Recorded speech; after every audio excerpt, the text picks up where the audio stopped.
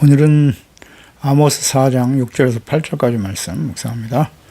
4장 6절에서 8절까지 말씀 있습니다. 또 내가 너희 모든 성읍에서 너희 일을 깨끗하게 하며 너희 각 처소에서 양식이 떨어지게 하였으나 너희가 내게로 돌아오지 아니하였느니라. 여호와의 말씀이니라. 또 추수하기 석 달 전에 내가 너희에게 비를 멈추게 하여 어떤 성읍에는 내리고 어떤 성읍에는 내리지 않게 하였더니 땅 한 부분은 비를 얻고 한 부분은 비를 얻지 못하여 말랐음에 두세 성읍 사람들이 어떤 성읍으로 비틀거리며 물을 마시러 가서 만족하게 마시지 못하였으나 너희가 내게로 돌아오지 아니하였느니라. 여호와의 말씀이니라. 아멘. 징계를 당하면서도 회개하고 하나님께 돌아오지 않는 백성, 하나님의 백성들이죠.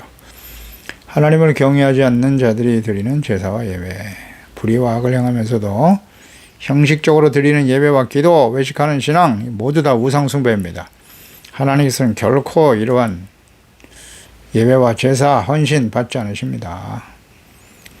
이를 바로잡기 위해서 하나님께서는 책망하시고 선지자를 보내시고 말씀을 보내시고 깨닫고 회개하고 돌아오기를 기다리시지만 그렇지 않으면 하나님의 공의로 심판하시는 분이십니다. 하나님께서 징계하시지만 의미를 알지 못하고 교훈을 얻지 못하는, 그래서 하나님께 돌아오지 않는 하나님의 백성들. 6절에 또 내가 너희 모든 성읍에서 너희의 일을 깨끗하게 했다. 처소에서 양식이 떨어지게 하셨다. 라는 말씀하셨네요. 하나님께서 내리신 흉년, 기근이죠. 경제적인 시련과 환난이죠. 양식이 떨어지게 했다.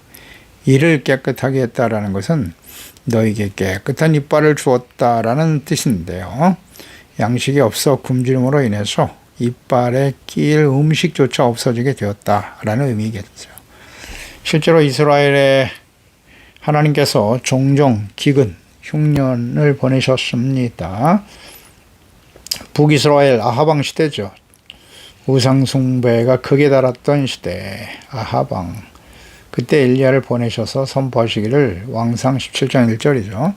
길르앗에 우고하는 자 중에 디셉 사람 엘리야가 아합에게 말하되 내가 섬기는 이스라엘 하나님 여호와께서 살아계심을 두고 맹세하노니 내 말이 없으면 수년 동안 비도 이슬도 있지 아니하리라 하니라. 이 말씀대로 3년 반 동안 이스라엘에 비가 내리지 않았어요. 우상에게 아무리 빌어도 하나님께서 하늘문을 닫으셨기 때문에 흉년이 계속되고 있었습니다. 이 하나님께서 엘리야를 갈멜산으로 보내시죠. 바알과 아세라 선지자 850명과 번제를 드리며 하늘에서 불을 내리는 신이 참 신이다 증거하기 위해서 대결을 펼쳤죠. 모든 이스라엘 백성들을 모아놓고 먼저 우상 섬기는 자들이, 바알과 아세라 선지자들이 하루 종일 기도를 드렸습니다만 불이 내려올 리가 없죠. 기도가 응답되지 않자 엘리야가 이제 단을 수축하고 번제를 올리고 물을 붓고 기도할 때 하늘에서 불이 떨어지죠. 제물을 태웁니다. 그때 엘리야가 기도하면서 기도의 내용은 이와 같았습니다. 하나님, 이 모든 일이 하나님께서 하시는 일임을 모든 사람들이 알게 하시고 제가 하나님이 보낸 종으로서 하나님의 말씀을 전하고 있음을 저들이 알게 하여 주옵소서. 이 모든 일을 행하시는 분이 하나님이심을 알게 하소서. 이스라엘의 하나님만이 참 하나님이심을 알게 하소서. 기도하니까 하나님께서 하늘에서 불을 내려주신 것입니다.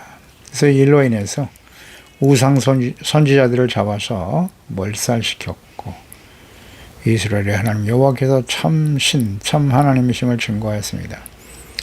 여사 엘리야가 하나님께 기도할 때 하늘에서 비가 쏟아졌던 것이죠. 기근, 흉년, 재앙을 통해서 회개하고 하나님께 돌아오러 가셨으나 오히려 엘리야를 죽이려고 하죠. 악한 이세벨.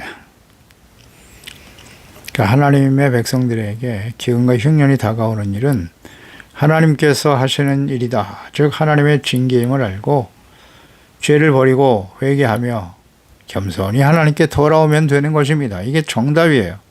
하나님의 뜻, 성전을 건축하고 봉헌 기도를 드리는 지혜로운 솔로몬 왕의 기도를 한번 볼까요? 성전 건축, 아버지 다윗의 유언을 받들어 그 유지를 받들어서 성전을 건축하고 봉헌하면서 드려지는 기도죠. 왕상 8장 35절 만일 그들이 주께 범죄함으로 말미암아 하늘이 닫히고 비가 없어서 주께 벌을 받을 때 분명하잖아요. 하늘이 닫히고 비가 없다. 범죄의 원인이다. 그래서 하나님께 공의로 심판받는 것임을 알고 이곳을 향하여 성전이죠. 하나님을 향하여 기도하며 주님의 이름을 찬양하고 그들의 죄에서 떠나거든. 지혜롭죠. 원인이 무엇인가? 환난과 시련의 원인이 자신들의 죄 때문이다. 그러면 어떻게 되는가? 죄를 버리고 죄에서 떠나야 된다는 거죠. 그때 주께서 하늘에서 들으사 주의 종들과 주의 백성 이스라엘의 죄를 사해 주시고 그들이 마땅히 행할 선한 길을 가르쳐 주시오며 주의 백성에게 기업으로 주신 주의 땅에 비를 내려주세요. 만일 이 땅에 기근이나 전염병이 있거나 곡식이 시들거나 깜복이나 나거나 메뚜기 황충이 나거나 적군이 와서 성읍을 에워쌀 때 무슨 재앙 질병이 있든지 막론하고 한 사람이나 혹은 주의 백성 이스라엘이 다 각각 자기 마음의 재앙을 깨닫고잖아. 왜 재앙이 다가왔는가? 성전을 향하여 손을 펴고 무슨 기도를 하거든. 주는 계신 걸 하늘에서 들으시고 사하여 주세요. 뭘? 용서해달라고요, 죄를. 죄를 용서받기 위해서 성전이 필요한 것이에요. 그곳에 나와서 진실한 제사와 예배를 통해서 기도를 통해서 죄사함 받고 용서받아 하나님과의 관계 회복되고 그럴 때 하나님께서 우리의 죄를 용서해달라고 무슨 축복해 주옵소서 이런 기도가 아니에요. 죄를 사여달라고 기도하고 있습니다. 오직 주만이 홀로 사람의 마음을 다 알고 계신다고요. 우리의 배후의 깊은 것까지 동기 다 살피고 계신다 그랬어요. 다 알고 계세요. 진실한 마음으로 회개하며 성전에 나와 기도할 때 하나님이여 용서해 주옵소서. 이런 기도를 드리고 있었다고요. 성전 봉헌을 하면서 성전이 왜 필요한지 우리가 하나님 앞에 범죄할 수밖에 없는 연약한 자들임을 시인하고 인정하고 이런 게 겸손이고 올바른 기도죠. 솔로몬 시대 지혜로운 솔로몬 왕 이렇게 시작한 솔로몬이 하나님의 성전 앞에 우상을 세우고 회개하고 돌이키지 못하고 인생을 마감하잖아요. 부와 명예와 권력이 극에 달했을 때 교만해지고 말았죠. 사람은 누구나 그럴 수 있다. 그래서 항상 겸손해야 돼요. 두려운 마음으로 하나님 앞에 서야죠. 너희가 내게로 돌아오지 아니하였다. 여호와의 말씀이니라. 그러니까 기근과 흉년, 경제적 어려움으로 끊임없이 징계하셨지만 이것이 하나님께서 하신 일임을 인정하지 않았어요. 하나님께 돌아오지 않는 하나님의 백성들, 하나님께 돌아와라. 무슨 뜻이에요? 죄악을 깨닫고 회개하고 죄를 버리고 하나님께 순종하는 마음으로 바뀌는 거예요. 그게 하나님께 돌아오는 것이죠. 교회만 나오는 것? 예배만 드리는 게 하나님께 나오는 것입니까? 돌아오는 거예요. 나아가서 이제까지의 삶의 방식을 버려야죠. 10년과 삶이 새로워지는 것을 의미하는 거예요. 그게 하나님께 돌아온다는 거죠. 교회는 나오는데 제사와 예배를 드리는데 과거 이전에 육체의 욕심을 따라 살아왔던 옛사람의 모습을 그대로 가지고 있어요. 불의와 악을 버리지 않아. 그건 하나님께 돌아오는 일이 아닙니다. 헛된 제사와 예배를 드리면 안 돼요. 예수님께서 비유로 말씀하신 탕자의 비유 있습니다. 아버지의 유산을 미리 받아서 이 아들이 가지고 나아가 허랑방탕함에다 탕진하죠. 나중엔 거지가 되었어요.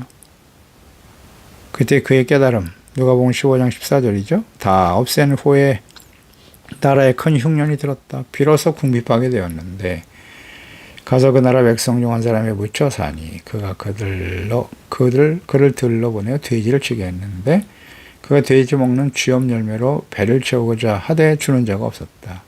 이에 스스로 돌이켜 이르되 내 아버지 집에는 양식이 풍부한 품권이 얼마나 많은가. 나는 여기서 줄여 죽는구나. 내가 일어나 아버지께 가서 이르기를 아버지 내가 하늘과 아버지께 죄를 지었사오니 지금부터는 아버지 아들이라 일컬음을 감당하지 못하겠나이다. 나를 품꾼의 하나로 보소서 하리라 하고 아버지께 돌아가니 그랬죠. 이에 일어나서 아버지께로 돌아갔다. 그러니까 하나님께 돌아온다는 건 이런 겁니다. 자신이 하나님 앞에 얼마나 심각한 죄인인가 이것을 깨닫는 거예요. 그리고 그 길에서 돌아서는 거예요. 아버지께로 가는 겁니다. 아버지요, 내가 하늘과 아버지께 범죄하였나이다. 죄를 인정해야죠. 깨닫고. 그럴 때 회개하고 아버지께 돌아올 때 아버지의 반응은 어떻습니까? 아들이 이르되 아버지여 내가 하늘과 아버지께 죄를 졌어요. 지금부터 아버지 아들의 일컬음을 감당하지 못하겠나이다. 그때 아버지는 종들에게 이르되 제일 좋은 옷을 내어다 입혀라. 손에 가락지를 껴라. 발에 신을 신겨라. 살진 송아리를 끌어다가 잡아라. 우리가 먹고 즐기자. 이 내 아들은 죽었다가 다시 살아났으며 내가 잃었다가 다시 얻었다. 즐거워하라. 이것이 아버지예요. 그러니까 흉년을 통해서 죄를 깨닫고 버리고 회개하고 돌아오는 방탕한 아들을 기뻐하며 잔치를 베풀어 주시는 하나님. 이게 하나님께 돌아올 때 하나님이 기뻐하시는 진정한 주님의 모습이죠. 하나님의 사랑입니다. 하나님의 자녀로 살아가면서 다가오는 경제적인 기근, 시련과 어려움들이 있을 수 있어요. 자신의 잘못된 선택, 죄악된 길 혹은 천재지변으로 다가오는 일들을 우리는 종종 경험하게 되죠. 문명과 과학기술이 발달한 오늘날도 기근으로 고통받고 죽어가는 사람들이 너무나 많습니다. 최근 유엔이 발간한 세계 식량 안보 및 영양상태 보고에 따르면 지난해에 굶주린 사람의 수는 세계 인구의 약 10%에 가까운 6억 9천만 명 정도라고 하죠. 이 통계에 따르면 영양실조, 인구 분포가 가장 높은 지역이 아시아네요.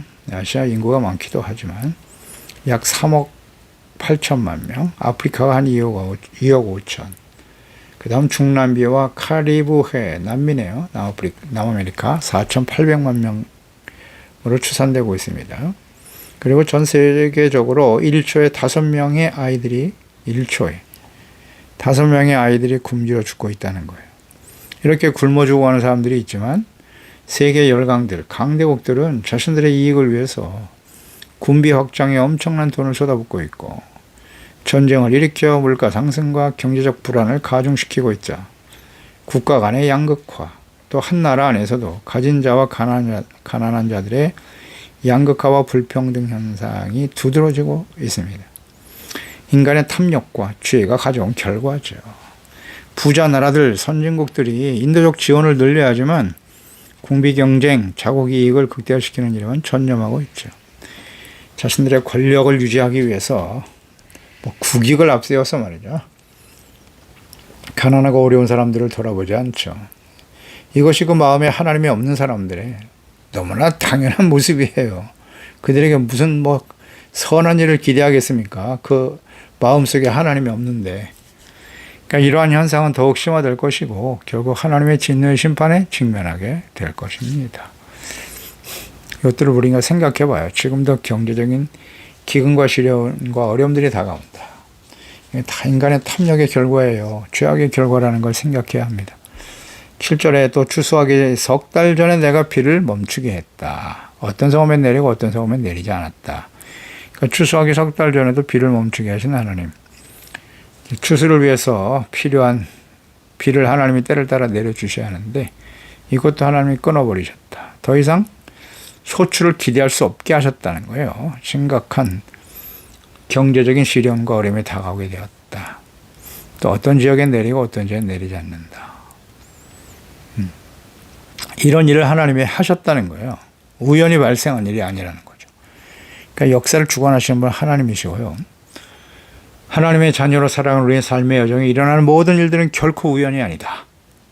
우연이 아닙니다.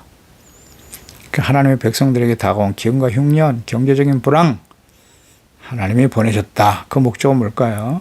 죄악된 길에서 돌이켜 회개하고 하나님께 돌아와 자비와 긍휼을 구하며 용서받아 의롭고 거룩한 하나님의 자녀답게 살아가는 거예요. 그냥 교회로 돌아와서 예배만 열심히 드리면 된다는 뜻이 아니에요.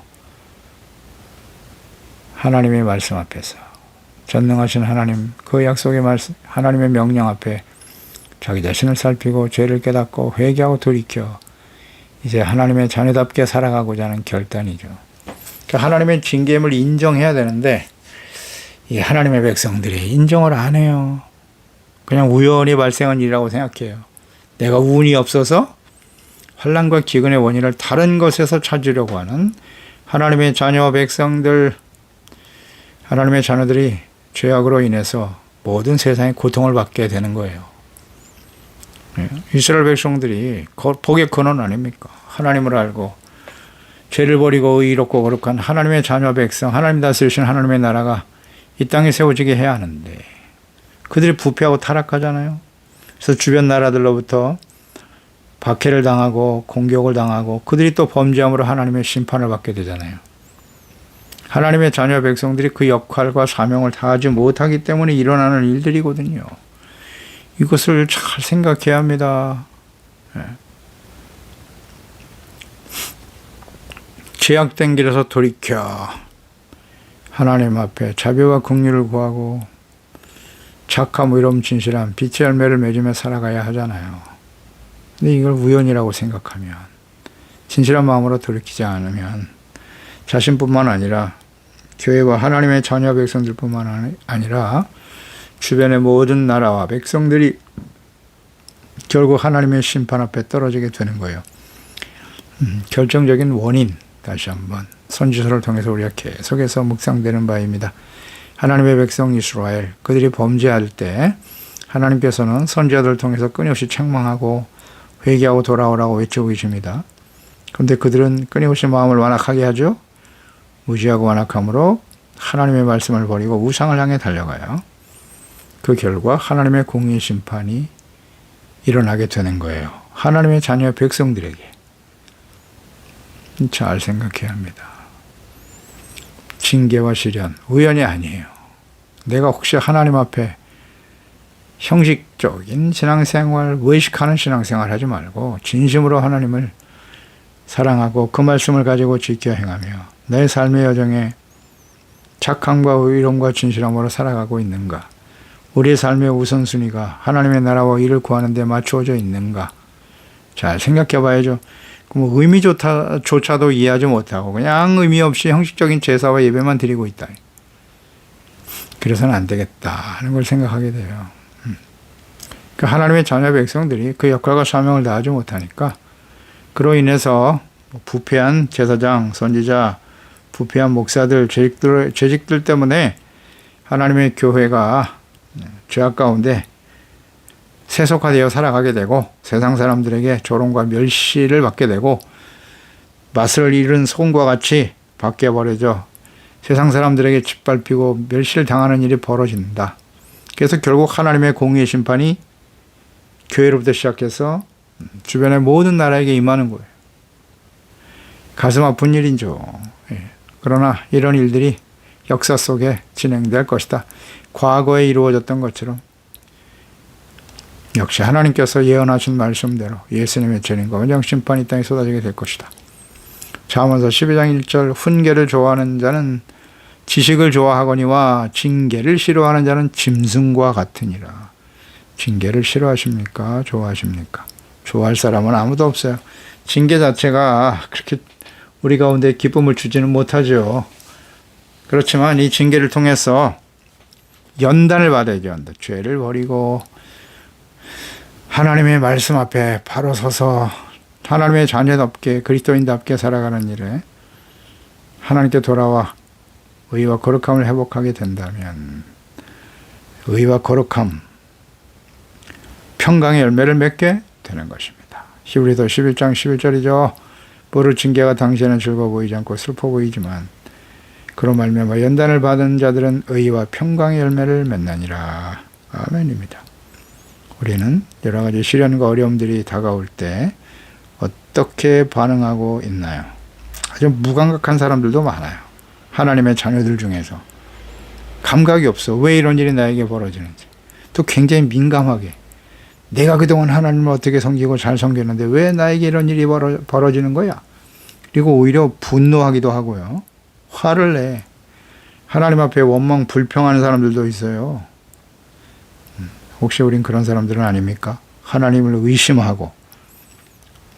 그러니까 이런 것을 생각하면 어떤 면에서 우리가 굉장히 무지하고 마음이 완악하거나 아주 교만한 거예요. 그냥 겸손해지면 되거든요. 하나님, 혹시 제가 주님의 말씀과 뜻대로 순종하지 못한 부분이 있으면 말씀을 묵상하면서 해야죠. 그냥 기도하고 하면 안 되고요. 말씀을 묵상하면서 비추어 보고 이 부분이 내가 잘못됐습니다. 하나님 앞에 돌이키고 바로잡는 일을 힘써야 되는 것입니다. 어렵습니까? 근데 하나님의 말씀을 가까이 하지 않으면 안 돼요. 내가 어떤 부분에서 잘못이 있는지를 잘 알아봐야 되지 않습니까? 그래서 가장 우리가 정말 빠르게 우리의 잘못을 발견할 수 있는 요약된 말씀들이 바로 산상수훈이라고 했죠. 마태복음 5장, 6장, 7장을 묵상하시오. 그 다음 야고보서요. 야고보서 행함이 없는 믿음은 죽은 믿음이라고 했지 않습니까? 내 믿음이 살아있는 믿음인지 죽은 믿음인지 진짜인지 가짜인지 잘 구분할 수 있는 것이 야고보서 말씀이라고 했고, 또 갈라디아서 5장 19절 이하죠. 육체의 열매와 성령의 열매가 자세히 나타나 있어요. 성령의 열매가 아닌 것은 다 육체의 열매입니다. 내 인격 속에 나의 삶 속에 이런 어떤 열매들이 맺혀지고 있는지를 잘 살펴보면 돼요. 거기 우리가 이 말씀에 요약되어 있기 때문에 이것을 우리가 잘 묵상해 보면 다 드러나요. 나의 잘못된 부분이 어떤 부분에서 문제가 있는지. 그 십계명 말씀, 십계명 말씀을 통해서 우리 자신을 비춰보고 연결해서 묵상하면 돼요. 그럼 대부분 다 드러납니다. 우리의 잘못된 모습이. 완전한 사람은 아무도 없으니까요. 그래서 이런 모습들 중에 하나님 말씀 앞에서 자신의 모습을 발견하면 겸손해지면 되는 거예요. 하나님 아버지요, 불쌍히 여겨 주소서. 겸손히 주님을 따르는 저희들이 될 수 있도록. 그래서 이 주어진 기회 동안에, 그래서 시련과 어려움에 여러 가지 시련을 만나거든 기쁘고 즐거워해야 되는 것이에요. 우리를 온전하고 구별해 조금 더 부족함이 없게 하시기 때문입니다. 기도하겠습니다. 하나님 아버지, 오늘도 주의 말씀을 묵상합니다.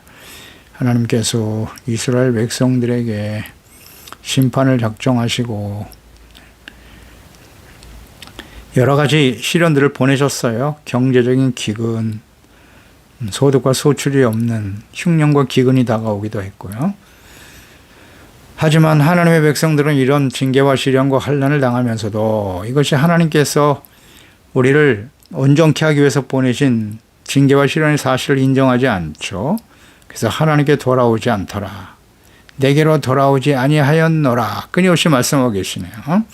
우리는 어떻습니까? 하나님, 우리에게 다가오는 여러 가지 시련들, 어려움이 있을 때 이것을 그저 우연히 운이 없어서 이런 일이 벌어졌다고, 세상에 악해서 불공평해서 이런 일이 벌어졌다고 자기 자신으로부터 원인을 찾으려고 하지 아니하고 주변의 사람들이나 혹은 환경 탓을 하며 살아가고 있지는 않나요? 원망 불평하며 살아가고 있지는 않습니까? 언제든지 모든 일에 하나님의 뜻이 있음을 알고 겸손히 하나님 말씀 앞에서 우리 자신을 발견하고 잘못된 모습을 버리고 의롭고 거룩하고 진실된 빛의 자녀로 하나님의 자녀답게 회복되어져 가는 지혜로운 우리 하나님의 자녀들 다 되게 하여 주옵소서. 예수님의 이름으로 기도드리옵나이다. 아멘.